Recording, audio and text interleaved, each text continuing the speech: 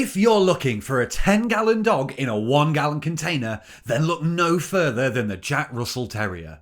These pint-sized powerhouses have far too much energy than they know what to do with and are super smart to go with it.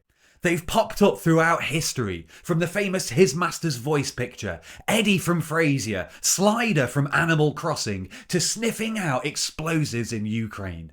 Let's take a look at the Jack Russell Terrier here on the SkoolDoggery YouTube channel.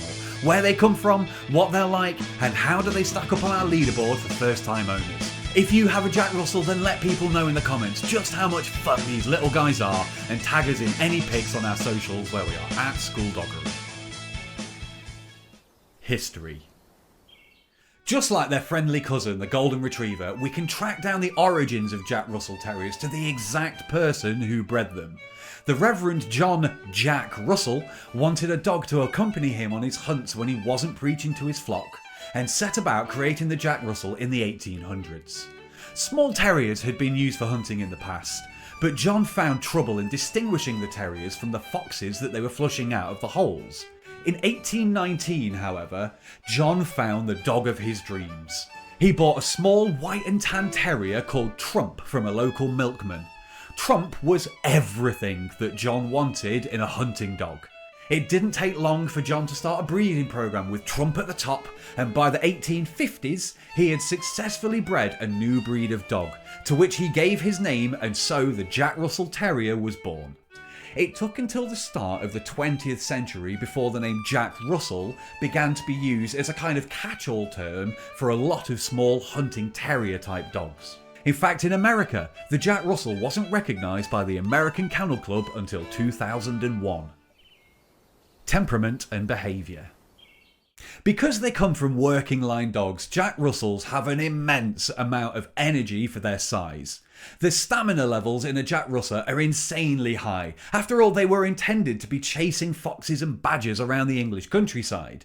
They're also bright, alert and very, very smart dogs, which comes alongside them being incredibly vocal about whatever they're doing. These guys need at least an hour and a half to 2 hours exercise a day, and they require some kind of mental stimulation when you get home too. If you leave a bored Jack Russell to themselves without walking them, then you'll soon find out why some Jack Russell owners refer to them as Jack Russell terrorists. Now, despite their small size, they're not really suited to living in apartments or small spaces. These guys need some space at home in order to be able to expend some energy. Get some basic agility equipment in your garden and run courses with them to give them some brilliant physical and mental exercise at the same time. You'll need to work on recall training daily with any terrier breed if you ever want to have them off the lead anywhere besides your garden. Because of their hunting history, if you let a terrier off lead in a park, they will almost certainly want to chase anything and everything that they see. If you let one off in a field, be prepared to watch it disappear into a hedgerow and over the next field and over and keep going because it's fixated on a rabbit. Recall is an essential skill with any dog, but never more so than with terriers. Health. A healthy Jack Russell will be roughly a foot tall and weigh 5 to 6 kilograms or 11 to 13 pounds. They live for over a decade and have been known to live up to 16 years if looked after correctly. A 2002 study of dogs in the UK found that Jack Russells were one of the longest lived breeds out there. Now, with a long life comes a list of potential health problems that Jack Russell owners will need to watch out for. They're prone to eye problems like cataracts, joint problems such as dysplasia of the hips and elbows, and among other things, allergies. As they have got such small jaws, dental disease is an ever-looming spectre with terriers. They're certainly a breed that will benefit from a professional teeth cleaning now and again. You should see our video on dogs and vets for some tips on getting them used to these kind of experiences. So if you live in the US and YouTube tells me that almost half of you are, so hi, thank you very much for coming by, please be extra cautious if you have a skunk in your area. If a terrier comes into contact with a skunk and gets sprayed, then they are highly susceptible to skunk toxic shock syndrome. If any dog ever gets skunk sprayed, get them to a vet as soon as you can and get the toxins flushed out of their system. But as always, I'm not trying to put you off here. I'm just trying to give you a fully rounded set of expectations about these wonderful dogs. This is so that you can help to keep on top of any potential health problems and know what to look out for. Socialising. Unlike previous hunting dogs that we've covered before in this series, like the Beagle, which loves nothing more than being in a pack and having hundreds of friends, terriers can be a little more solitary. They need socialising a lot when they're young so that they don't develop any aggression towards other dogs, animals or people. They will definitely benefit from regular playdates with friends and trips to doggy daycare so that they can keep on top of their social skills. A well-socialised terrier can be a joy to live with. They are super loyal to their owners and can snuggle up in any sized armchair with you. They are great dogs for the countryside and can live in cities too, providing that you can keep up with their energy levels and give them what they need. So let's get them rated and get them onto our first time owners leaderboard.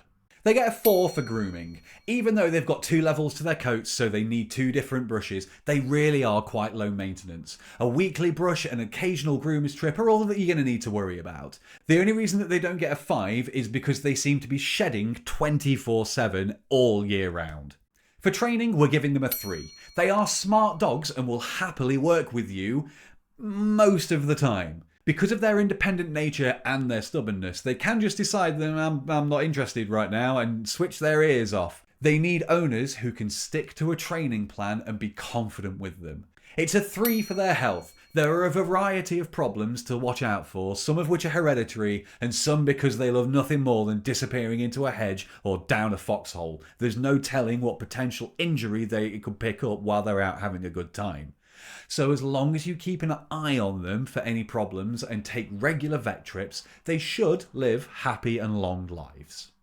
For intelligence and exercise levels, it's got to be another 3. As ever with the intelligent working line breeds, the exercise levels required can surprise a lot of people, and if you don't help them to expend their energy, they will get bored and chew everything you own. For socialising, it's quite a harsh 2, unfortunately.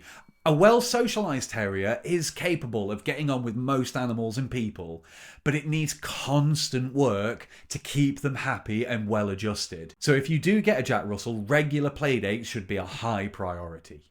So suitability for first-time owners is another 3. If you want a pint-sized pocket rocket to go with an active lifestyle, they're a great choice. If you train them well, they can keep themselves in check, but because of their more confident nature, they do need a confident owner who's got a plan in place. So overall, this gives the Jack Russell a score of 18, which puts them in last place on our leaderboard. But please don't think that I'm trying to put you off them. Jack Russells can be amazing companions and are brilliant fun. They just need a little more help than some other breeds to fully meet their potential. Just before we got Freddie, our amazing Staffie, a Jack Russell was one of the breeds that I was considering about what we should get. And I know that if you get one and look after it well, you won't regret it. Thank you so much for making it to the end. We'd love to hear your stories about your terriers down in the comments or over on our socials. If you have an idea for what breed we should do next, sound off down below and don't forget to subscribe while you're here. Until next time though, please look after yourselves and your dogs.